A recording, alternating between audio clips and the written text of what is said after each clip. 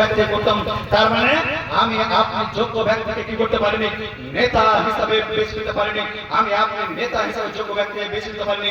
এই জন্য কি হচ্ছে এর অবস্থা। রাসূল সাল্লাল্লাহু আলাইহি ওয়াসাল্লাম বলছেন এটাই হচ্ছে কিয়ামতের নিদর্শন। শুধু তাই নয়, রাসূল সাল্লাল্লাহু আলাইহি ওয়াসাল্লাম বলছেন কি যে কিয়ামতের পূর্বে এমন একটা সময় আসবে যে সময় কি হবে, যে সময় কি হবে, যে মানে মানুষের কথা ও কর্ম হবে প্রতারণামূলক। সে সময় কি হবে, যে যে ব্যক্তি মিথ্যা কথা বলতে পারে তাকে কি করা হবে, তাকে সত্যবাদী বলে মনে করা হবে। এবং যে ব্যক্তি করতে পারে সত্য কথা বলে তাকে মিথ্যুক বলে প্রমাণ করা হবে। যে ব্যক্তিকে আমানতের ব্যক্তি একে করা হবে, একে খেয়ানতার মনে করা হবে।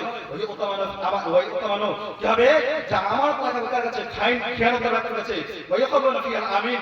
এবং কি হবে যে সে সময় কি হবে যে যে ব্যক্তি মানে খেয়ানতার তাকে আমানত মনে করা হবে এবং আমানতের ব্যক্তিকে খেয়ানতার মনে করা হবে। প্রিয় শ্রোতা, শুধু তাই নয়, সে সময় কি হবে, সে সময় অযোগ্য ব্যক্তি কথা বলবে, সে সময় কথা বলবে। তখন রাসূল সাল্লাল্লাহু আলাইহি ওয়াসাল্লাম জিজ্ঞেস করছেন, হে আল্লাহর রাসূল, আমার ওয়াইবিদা কি জিনিস বুঝতে পারলাম না। তখন রাসূল সাল্লাল্লাহু আলাইহি ওয়াসাল্লাম বলছেন কি যে ওয়াইবিদা শব্দের অর্থ হচ্ছে কি যে এমন ব্যক্তি যার কাছে কোন সময় হক বা কল্যাণের আশা করা যায় না, এই ব্যক্তি সমাজের নেতৃত্ব দেবে। তখন তোমরা মনে করেন কিয়ামত আর বেশি দূর নাই। প্রিয় শ্রোতা, রাসূল সাল্লাল্লাহু আলাইহি ওয়াসাল্লাম আজ থেকে প্রায় 1450 বছর পূর্বে যে ভাষণ দিয়ে গেছেন, যে ভবিষ্যৎবাণী করে গেছেন, আমরা যদি এক এক করে দেখতে যাই তাহলে আমরা প্রত্যেকটা আমরা তার বাস্তবতা দেখতে পাচ্ছি। আমার টাইম যেহেতু হয়ে গেছে, টাইমের আগে বাড়তে চাই না, আমি শুধু এটুকু আপনাকে বলতে চাইছি যে রাসূল সাল্লাল্লাহু আলাইহি ওয়াসাল্লাম কিয়ামতের পূর্বে যে ঘটনাগুলি ঘটবে, যেগুলির ব্যাপারে রাসূল ঘোষণা করে গেছেন, যেগুলির ব্যাপারে ভবিষ্যৎবাণী করে গেছেন, আজকে প্রত্যেকটাই আমরা সচক্ষে দেখছি। আমার টাইম নেই, টাইম যদি থাকতো তাহলে আমি আপনাকে প্রত্যেকটা জিনিস এক এক করে আপনাকে দেখাতাম, তাহলে আপনি বুঝতে পারতেন যে কিয়ামতের পূর্বে যে ঘটনাগুলির কথা বলে গেছেন রাসূল প্রত্যেকটা ঘটে গেছে। অতএব ছোট ছোট যে নিদর্শনগুলির কথা বলেছেন প্রত্যেকটা আমাদের মধ্যে ঘটে গেছে। অতএব কিয়ামত আর বেশি দূরে নাই।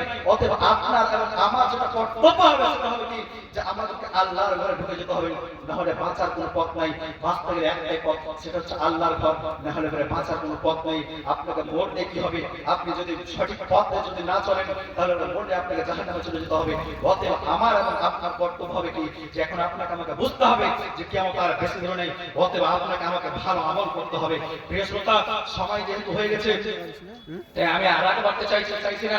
ভাষার মাধ্যমে কিংবা হাদিস পড়ার মাধ্যমে যদি কোনো ভুল ত্রুটি হয়ে থাকে এবং কেউ যদি সেটা আমাকে ধরিয়ে দেয় তাহলে আমি তার কৃতজ্ঞতা স্বীকার করব এবং আমি শেষে আল্লাহর কাছে দোয়া করব যে হে আল্লাহ রাব্বুল আলামিন, আপনি আমাদের সকলকে যে কিয়ামত যার বেশি দিন নেই সেটা আমাদের সকলকে বুঝার তৌফিক দান করুন এবং সকলকে ভালো আমল করার তৌফিক দান করুন এবং আমাদের মৃত্যুর সময় আমাদের শেষ কালেমা লা ইলাহা ইল্লাল্লাহ হয় এবং হে আল্লাহ রাব্বুল আলামিন, আপনি আমাদের সকলকে জান্নাতুল ফিরদাউস দান করেন। আমিন। ওয়া আখিরু দাওয়ানা আলহামদুলিল্লাহি রাব্বিল আলামিন। আসসালামু আলাইকুম ওয়া রাহমাতুল্লাহি ওয়া বারাকাতুহু।